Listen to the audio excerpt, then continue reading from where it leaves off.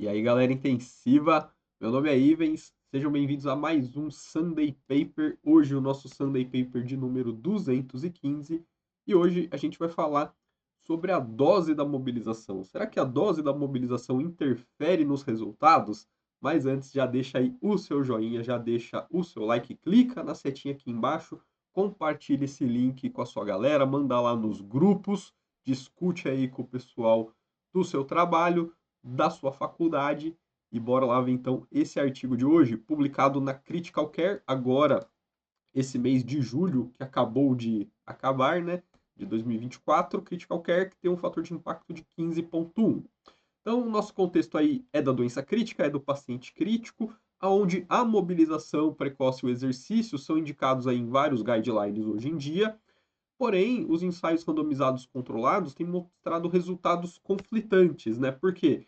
Porque alguns deles mostram que existe pouco impacto na mortalidade ou na função física quando você utiliza a mobilização precoce e o exercício. Então, existe uma discussão do porquê que isso acontece, porquê que em alguns estudos os resultados são melhores do que em outros, ou em alguns são piores do que em outros.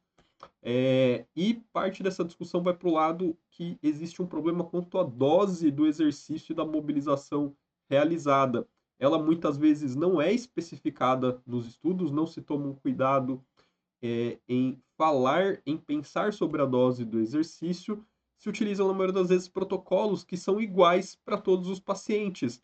Ou seja, acaba que para alguns a dose acaba sendo muito leve e para outros a dose acaba sendo muito intensa, porque se você faz a mesma coisa para pessoas diferentes, isso gera resultados diferentes para cada pessoa, né?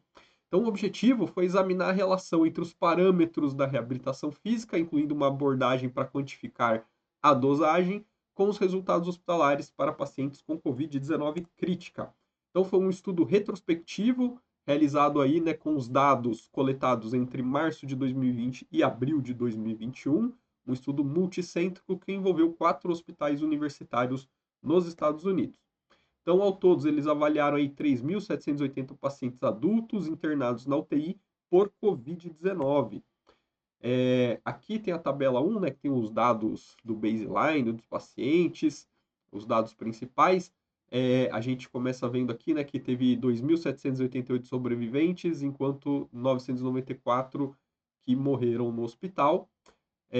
A gente vê que tem diferença em todos esses desfechos aqui para os dois grupos de pacientes, o que é meio óbvio, que é por isso que um sobreviveu e o outro não sobreviveu, né?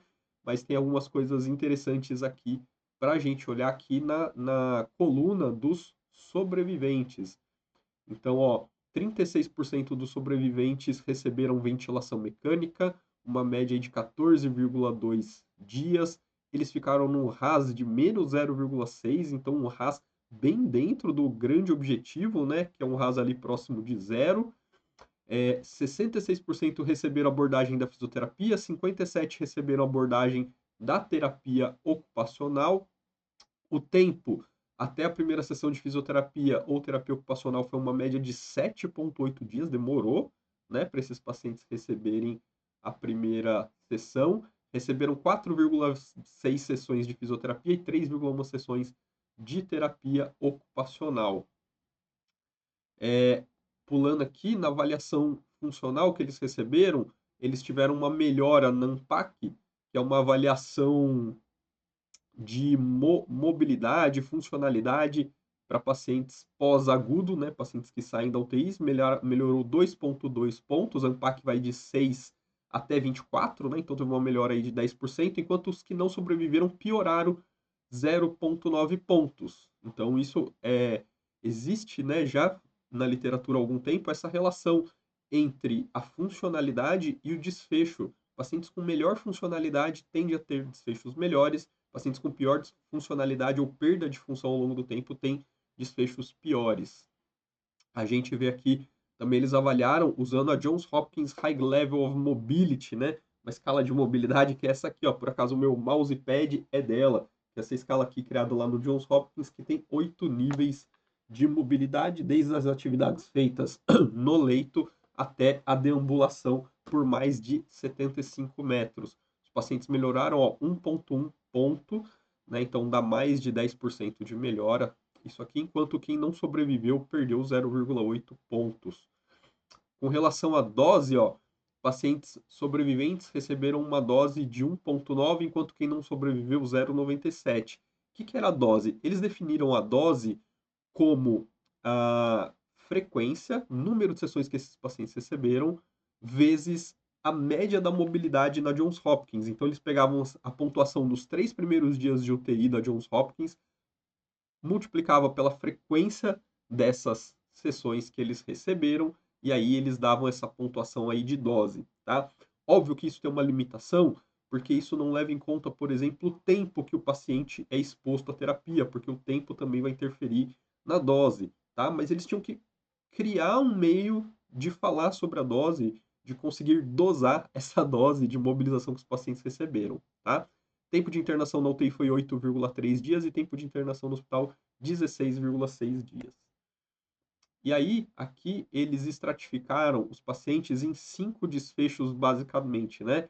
Então, essa coluna preta aqui, os pacientes que não sobreviveram, a vermelha, que receberam alta para uma instituição secundária, essa roxa, os pacientes que foram para um hospital de reabilitação, essa azul, pacientes que foram para casa, porém com necessidade de cuidados, e verde, pacientes que foram para casa independentes.